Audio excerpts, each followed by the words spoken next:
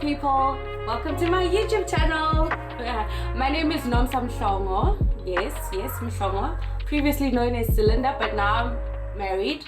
And welcome to my YouTube channel, like I said. So the reason why I started this YouTube channel was because I wanted a platform, not only for my subscribers, but for myself, a platform where I can have conversations that we can't necessarily be have in our everyday lives, because we've got such busy lives. But obviously, because of this pandemic, now we've got time to talk about the things that we never usually take time to dwell on.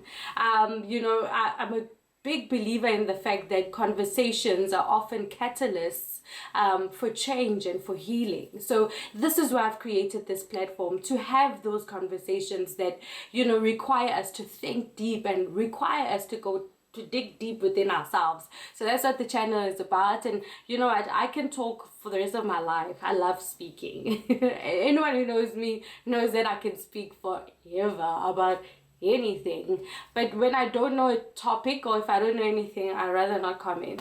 So that's just me. Just to give you a little bit of background about myself, so I am a psychology graduate. I studied psychology, and the reason why I studied psychology is because ever since I was young, I always knew that I wanted to understand human beings deeper than what an ordinary person would know. I wanted to understand what are the reasons why we behave the way we behave, what are the reasons why we think the way we think, what are the things that contribute to a human being who they are. So I then pursued psychology too, on a quest to answer those questions. It's been a very interesting journey. And a part of what I do is I'm very involved in change management and behavioral engineering, and changing people's lives through change, and making them understand how behaviors actually contribute to not only to our personal lives, but to the economy at large, the world at large. So that's what I am, and hence I've found a passion in conversations. I've realized in my time, and it's not been that long, I'm not that old, but I've realized in my time that conversations actually give people epiphanies. So that conversation that gives you that aha moment, like, oh yeah, I never thought about it that way.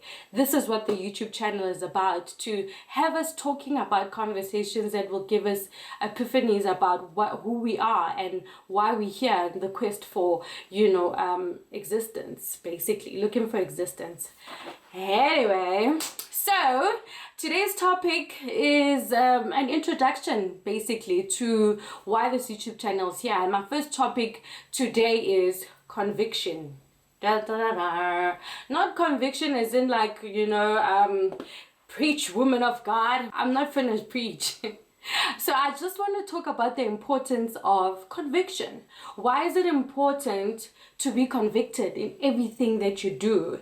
Is it necessary to be convicted, or should we just go with the flow? For me, why I think conviction is important is because you need a backbone in life. You need that why when everything is going wrong, and conviction is that why.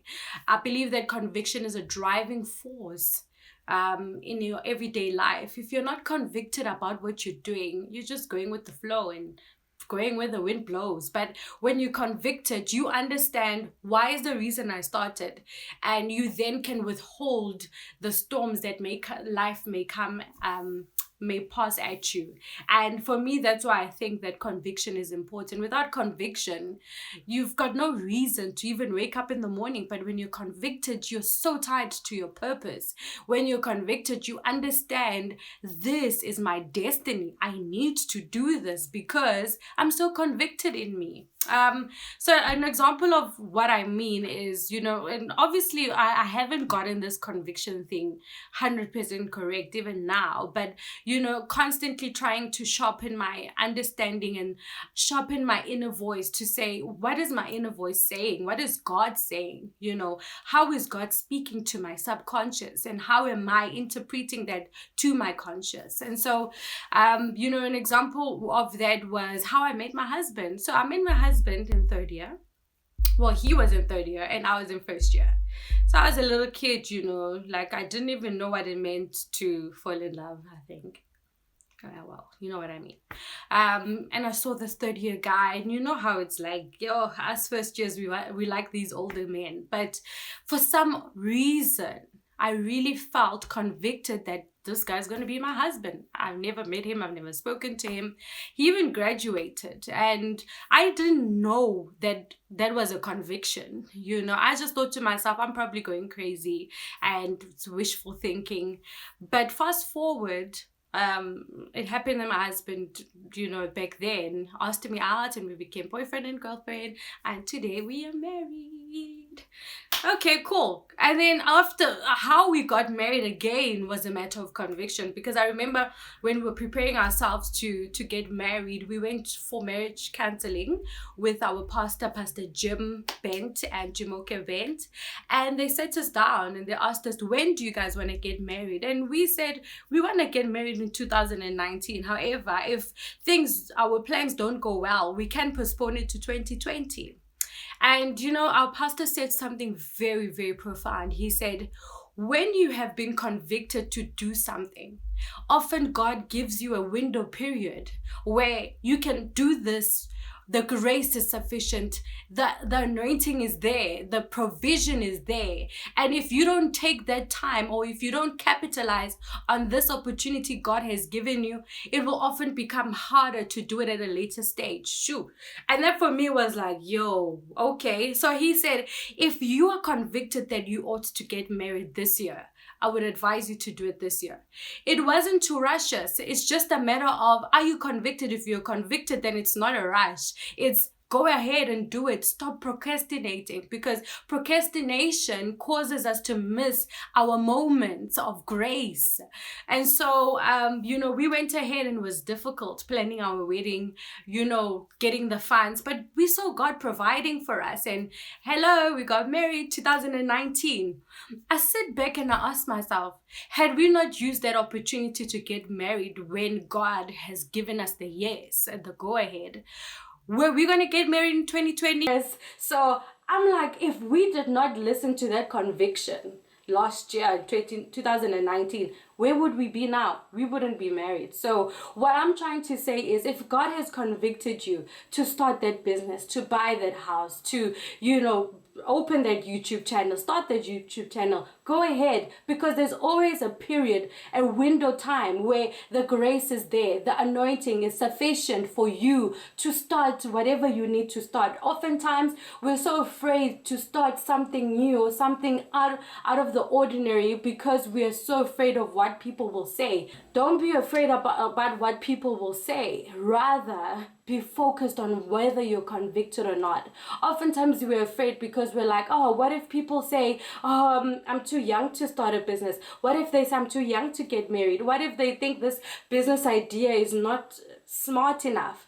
Don't worry about that. All you need is a yes from God, and whatever conviction that you need. Once you have that, run with it, because the window period is only so limited.